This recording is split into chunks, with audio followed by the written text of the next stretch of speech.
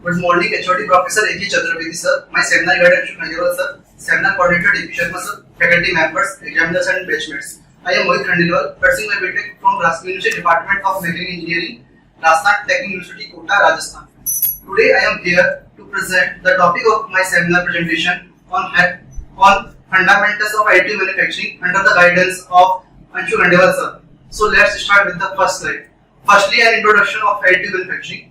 Additive manufacturing is the process of creating an object of building it one layer at a time.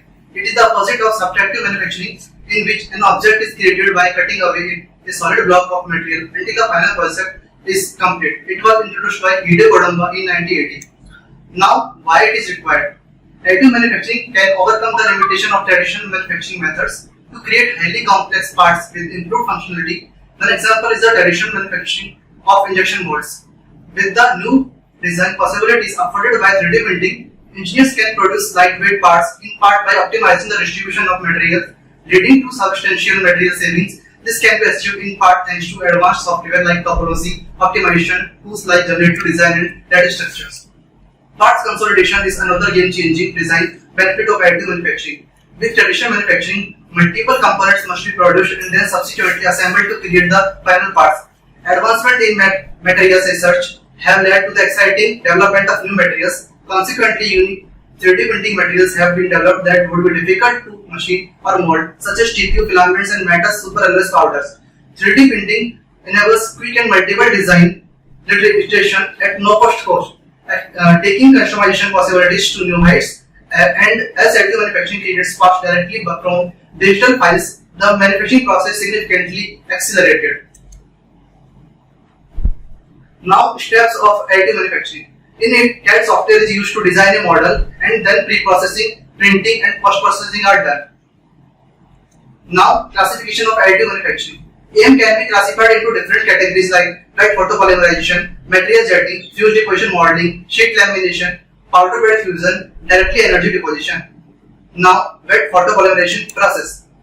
Wet photopolymerization is a category of additive manufacturing processes that creates 3D object by selectively curing liquid resin through targeted light activated polymerization. Still lithography, the first additive manufacturing process to be patented and commercialized, is a wet photopolymerization technique. Wet photopolymerization uses a bed of liquid photopolymer resin, out of which the model is constructed layer by layer. An ultraviolet light is used to cure or harden the resin where required. While a platform moves, the object being made downwards after each new layer is cured. Parts must be removed from the resin and any excess resin fully drained from the bed. Supports can be removed using a knife or sharp implement. Care must be taken not to contaminate the resin, and the appropriate safety precautions must be taken. There is a high level of accuracy and good surface finish in this process. There is a relatively quick process. It is relatively expensive. There is time consuming post-processing and removal from resin. Now, sheet lamination process. Sheet lamination process includes ultrasonic additive manufacturing and laminated object manufacturing. The ultrasonic additive manufacturing process uses sheets or ribbons of metals which are bound together using ultrasonic welding. The process does require additional CNC machining and removal of the unbound metal, often during the welding process. Laminated object manufacturing uses a semi-similar layer-by-layer approach but uses paper as material and adhesive instead of welding. The LOM process uses a cross-hatching method during the printing process to allow for easy removal post-build. Post-processing requires the extraction of the part from the surrounding sheet material. With LOM cross-hatching is used to make this process easier, but as the paper is used, the process does not require any special tools and is time efficient. Cutting can be very fast due to the cutting route only being that of the shape outline. Note the entire cross-section area. Benefits include speed, low cost and ease of material handling, but the strength and integrity of models are reliant on the adhesive used. In it, there is limited material use. Finishes can vary depending on paper or plastic material, but may require post-processing to achieve the desired effect. Now, fused deposition modeling. Fused deposition modeling is also known as the material extrusion additive manufacturing technique. It utilizes polymers as the raw material filament. The filament is usually heated to a molten state and then extruded through the nozzle of the machine. Material is drawn through a nozzle where it is heated and then deposited layer by layer. The nozzle can move horizontally and a platform moves up and down vertically after each new layer is deposited. It is a commonly used technique used on many inexpensive domestic and hobby 3D printers.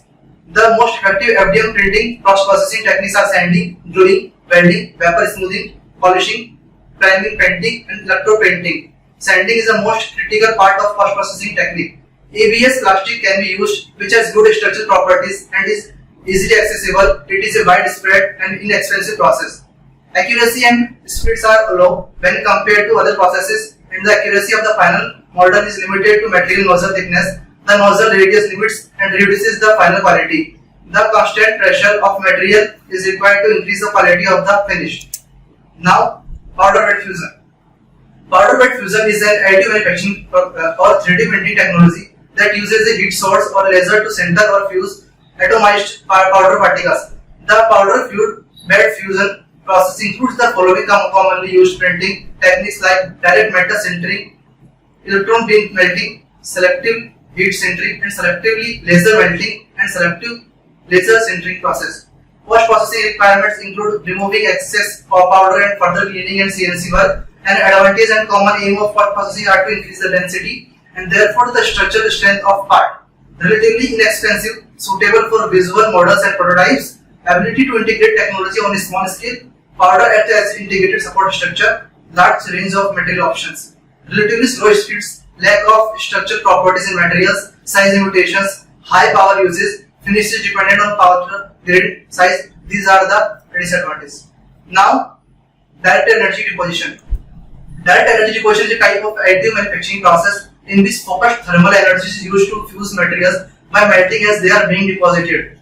Direct energy deposition covers a range of terminology like laser engineering, net shaping, directed light fabrication, direct metal deposition, and the 3D cladding. It is a more complex printing process commonly used to repair or add additional material to existing components. The electron beam melting process uses metals and not polymers or ceramics. It uses metals like cobalt, chrome, and titanium. Some of the advantages of this process are given: ability to control the grain structure to a high degree, which leads to the process to repair work of high quality. Functional parts, a balance is needed between surface quality and speed, although with repair public applications, speed can often be sacrificed for of high accuracy and a predetermined microstructure. Some of the disadvantages of the process are limited material use. Finishes can vary depending on the paper and plastic material, but may require post-processing to achieve the desired effect. Fusion processes require more research on further advance the process into a more mainstream positioning.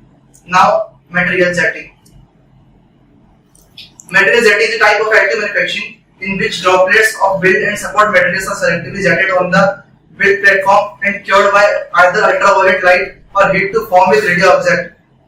The material can be either jetted continuously or only when required, that is on demand, to create the parts. Material jetting creates object with two-dimensional inkjet printer. Post-processing includes the removal of support materials.